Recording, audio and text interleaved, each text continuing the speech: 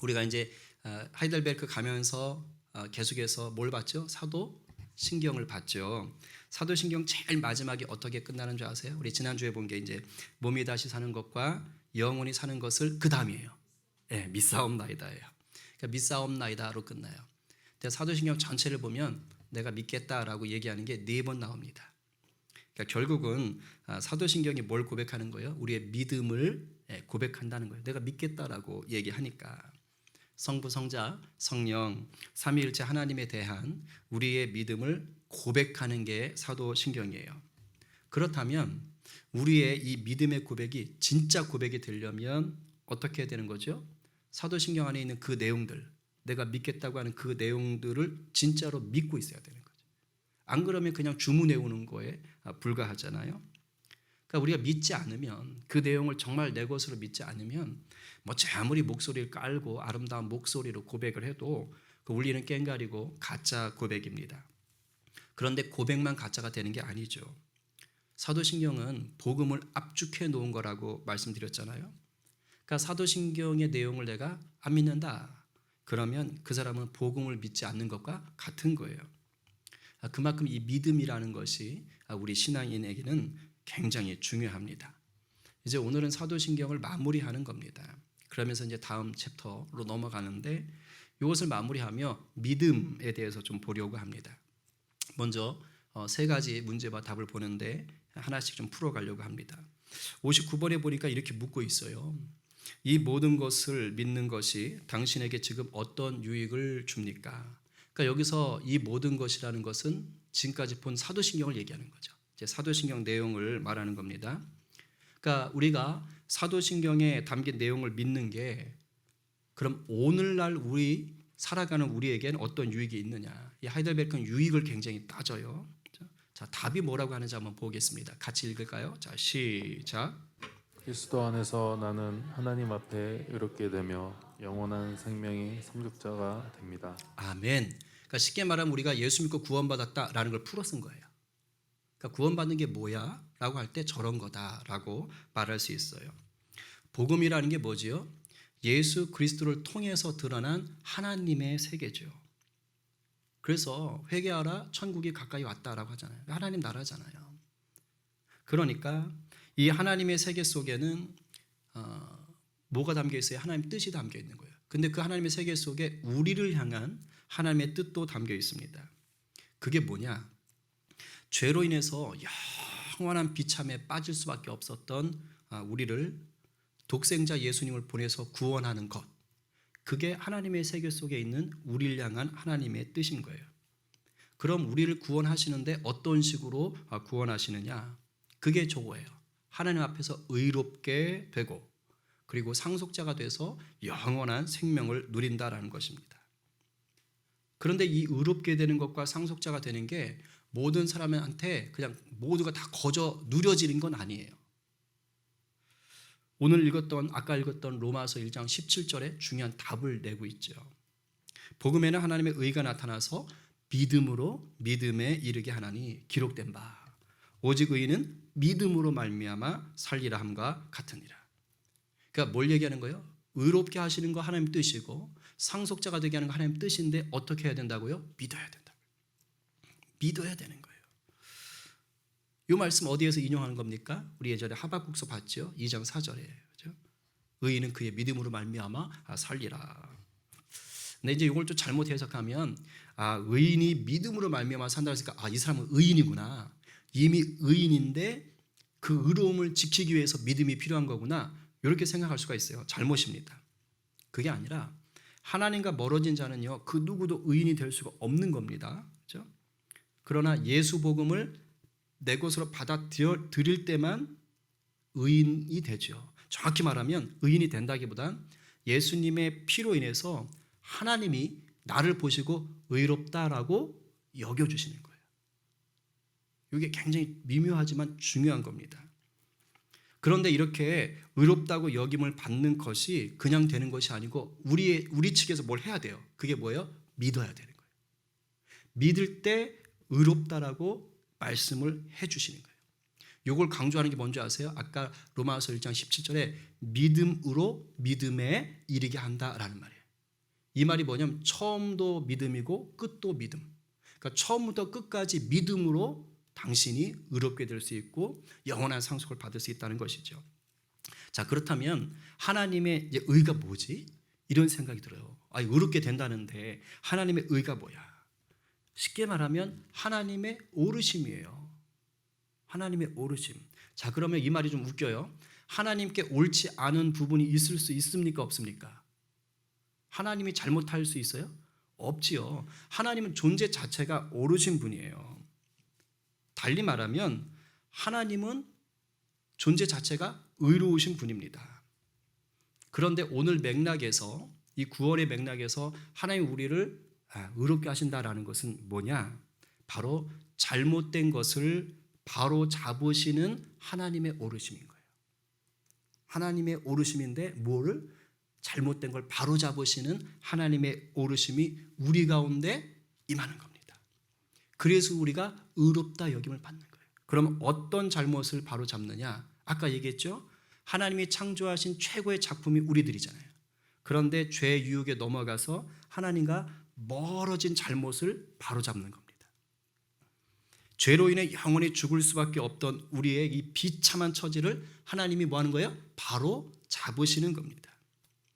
이것을 바로 잡으시려고 하나님이 누굴 보내시는 겁니까? 예수 그리스도를 보내서 십자가에 달려 우리 대신 죄값을 치르게 하신 거예요.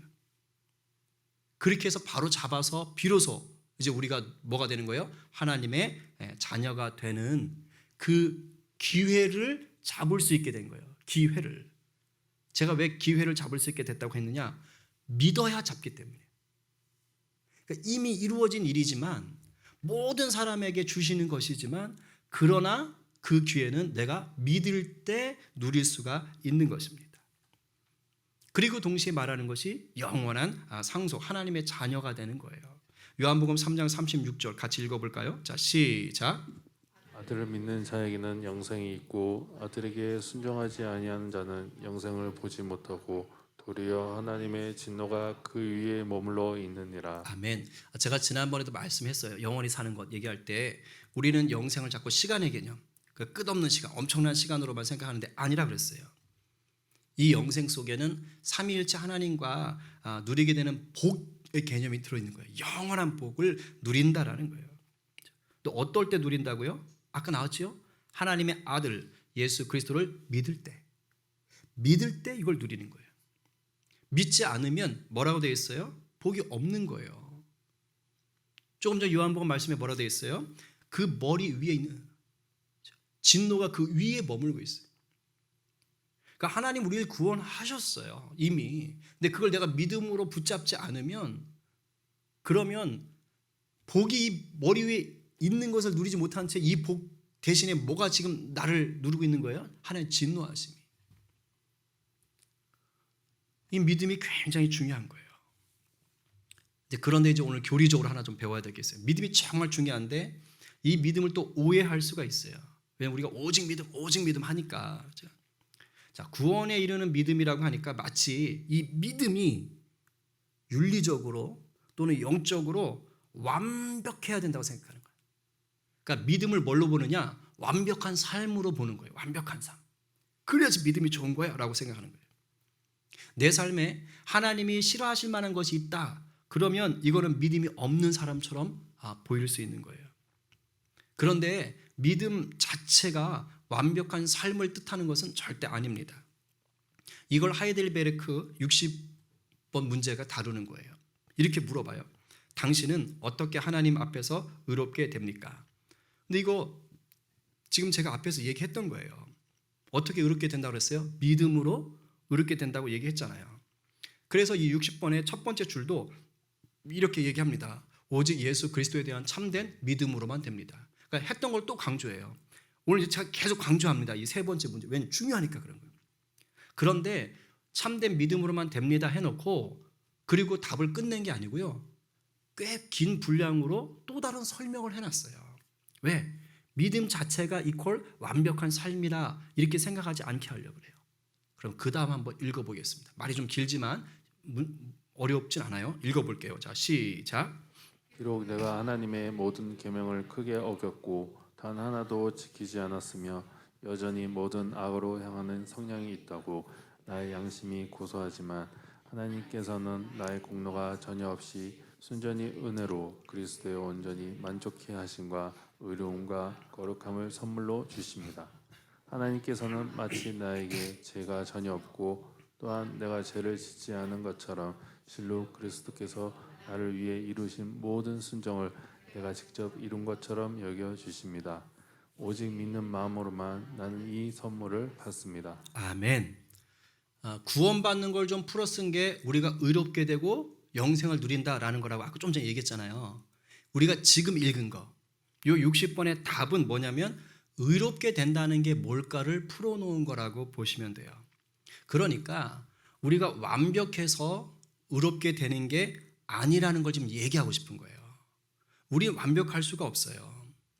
우리의 양심은 끊임없이 이 죄책감을 느낄 만한 일들을 찾아냅니다. 혹시 지금 이제 수요일까지 사시면서 마음에 좀 불편한 거, 뭐 죄책감처럼 내가 좀 이게 아닌데, 내가 믿는 자로서 이게 아닌데 아니 좀 불편한 감정들, 뭐 이런 것들 느낀 적 있으세요? 적어도 여러분들이 좀 이렇게 그래도 믿음 생활하기 때문에 거짓말하면 불편해지고 가족이나 이웃의 마음을 막 상하게 했다. 뭐 의도적인 건 아닐 수 있지만 하여튼 불편해졌다. 그럼 또 내 마음이 불편해. 그죠?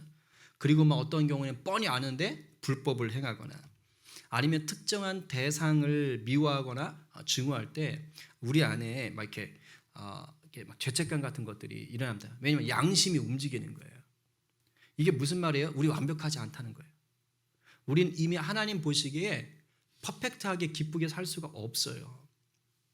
우리 안에는 하나님이 기쁘게 할 만한, 하나님을 기쁘게 할 만한 것이 없어요.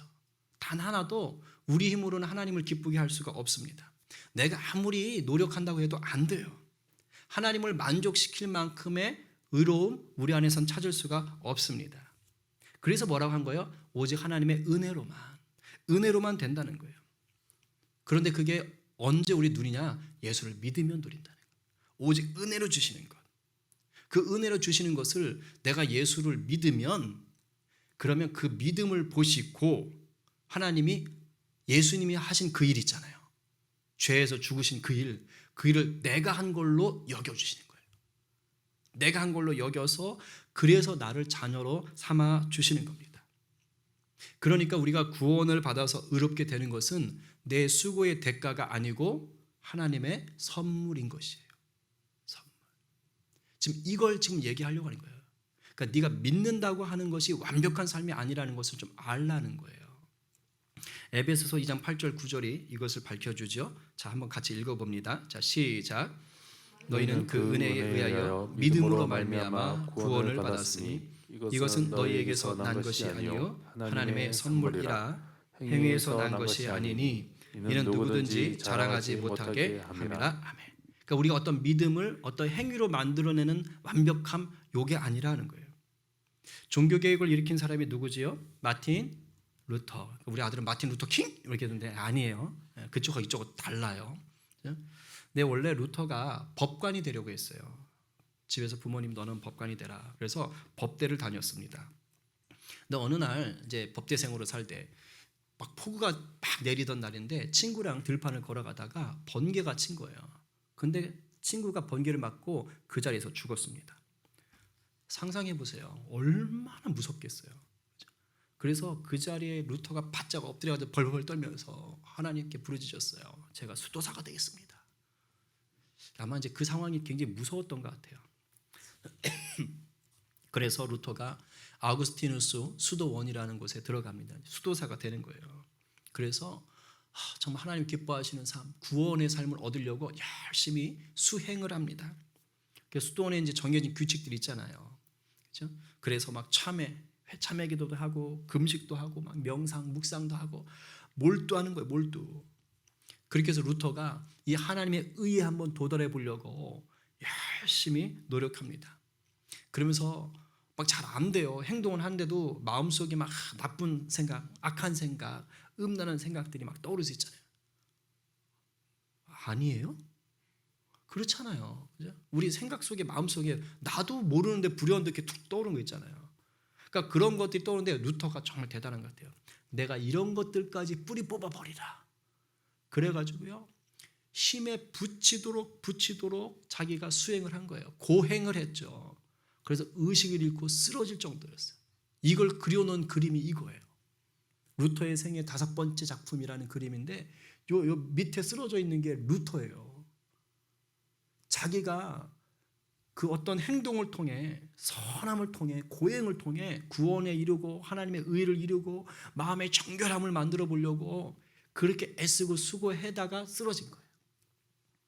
그러면 이렇게 해서 루터가 하나님의 의에 구원에 이르렀을까요? 아니에요. 아무리 노력을 해도 결코 자신의 힘으로는 이 죄의 문제를 해결할 수 없다는 것을 알았어요. 하나님의 의에 다다를 수 없다는 것만 깨달은 겁니다. 그리고 나서 이제 거길 나와가지고 나중에 뭐 사제도 되고 했지만 나중에 다 때려치우고요. 이제 신학 교수가 되는 거예요. 그리고 나서 가르치다 성경을 읽다가 오늘 저 말씀 믿음으로만 의롭게 된다는 저 말씀을 보고 루터가 큰 은혜를 받고 변화된 겁니다. 그래서 믿음으로 의롭게 되는구나. 믿음으로 구원받는구나. 이걸 붙잡고 종교개혁의 문을 활짝 연 겁니다. 그렇기 때문에 막 내 노력으로 내가 이제 우리가 믿음 하니까 내가 어떤 행동을 통해 하루에 성경 100장씩 읽고 기도 1시간씩 막 하고 막 임재 기도에도 가보고 배들 기도에도 가보고 위해서 나의 믿음을 막 키워서 그래서 뭐 구원을 얻는다 하나님의 의에 이른다 이게 아니라고요. 내가 아무리 예수님을 잘 믿는다고 해도 나의 믿음 그 자체에 대단한 가치가 있는 게 아닙니다. 내 믿음이 좋아서 그 믿음 때문에 구원을 받고 의롭게 되는 게 아니라고요. 왜? 우리 안엔 선한 것이 없어요. 잘 들어요. 믿음이 중요한 건 맞아요. 100% 맞아요. 그렇죠? 그러나 우리에게서 나오는 것으로는 구원받을 수 없다니까요. 우리를 구원해 주시는 것은 우리에게서 나온 것이 아니라 누구로부터 오는 거예요? 하나님. 하나님으로부터 오는 은혜로 말미암아 우리가 의로워지고 구원받는 거지 내가 어떤 내 믿음의 가치를 키워서 구원받는 것 자체는 아니다라는 거예요. 이걸 중요하니까 또 한 번 강조해요. 그게 61번이에요. 한 번 더 강조합니다. 당신은 왜 오직 믿음으로만 의롭게 된다고 말합니까? 다시 한번 읽어보죠. 시작. 나의 믿음에 어떤 가치가 있어서 하나님께서 나를 받으실 만한 것은 아니며 오직 그리스도의 만족케 하심과 의로움과 거룩함만이 하나님 앞에서 나의 의가 됩니다. 오직 믿음으로만 이 의를 받아들여 나의 것으로 삼을 수 있습니다. 아멘. 그러니까 믿음 때문에 구원 얻는 것이 아니로 믿음으로 구원을 얻는 것이다. 그러니까 믿음이 중요한 이유는요. 믿음 자체 때문이 아닌 거예요. 믿음이 중요한 이유는 구원이라는 하나님의 이 선물을 담을 수 있는 뭐가 되는 거예요? 유일한 선물 상자 또는 선물함인 거예요. 그렇게 생각하시면 돼요. 하나님의 놀라운 은혜, 그 구원, 그거를 담아낼 수 있는 유일한 게 뭐예요? 믿음이라는 거예요. 그게 있어야 되는 거예요. 선물을 위해 선물함을 준비하지 선물함을 위해 선물을 준비하는 사람은 없잖아요. 이것을 정확하게 아시길 바랍니다. 그러니까 믿음의 집착이 아니라 믿음을 통해 누리는 우리가 하나님의 복에 집중하라 이 말이에요. 이제 정리하겠어요. 그렇기 때문에 우리가 오직 믿음을 외치는 것 좋습니다. 그러나 믿음 자체를 위한 것이 되면 안 되는 거예요. 오직 믿음이 맞는 말인데 오직 믿음이라고 해야 되는 이유는 은혜로 받은 그 구원을 풍성히 누리기 위한 것입니다. 그러니 이제 믿음으로 우리가 구원받았으면 우리가 어떻게 살아가야 되는 것입니까? 전적인 은혜로 나를 구원하신 것에 감사하는 거예요. 감사하면서 하나님과 친하게 지내셔야 돼요. 우리 아까 4번째 찬양했잖아요. 예루살렘아 여호와를. 하나님과 친하게 지내는 거예요. 앉으나 서나 들어가나 나가나 우리 주님 생각하면서 우리 주님을 높이며 살아가야 됩니다. 그리고 나아가서 이 놀라운 은혜를 뭐 하는 거예요? 이제는 전하는 자로, 나누는 자로 살아가야 되는 거예요. 물론 좁은 문, 좁은 길이기 때문에 고난이 따릅니다. 믿음의 길은요, 평탄하지 않아요. 그러나 장차 우리가 누리게 될 영광을 생각하면 넉넉히 이길 수 있는 생명의 길이기도 합니다. 오늘 누가 이 구원의 은혜를 만끽하게 하는 유일한 길, 생명의 길, 믿음을 붙잡으시겠습니까? 오늘 누가 오직 믿음으로만 누리는 이 풍성한 구원을 부지런히 나누고 전하는 자로 서시겠습니까? 오늘도 주님 접니다, 아멘입니다 라고 화답하는 우리 모두 되기를 간절히 축원합니다.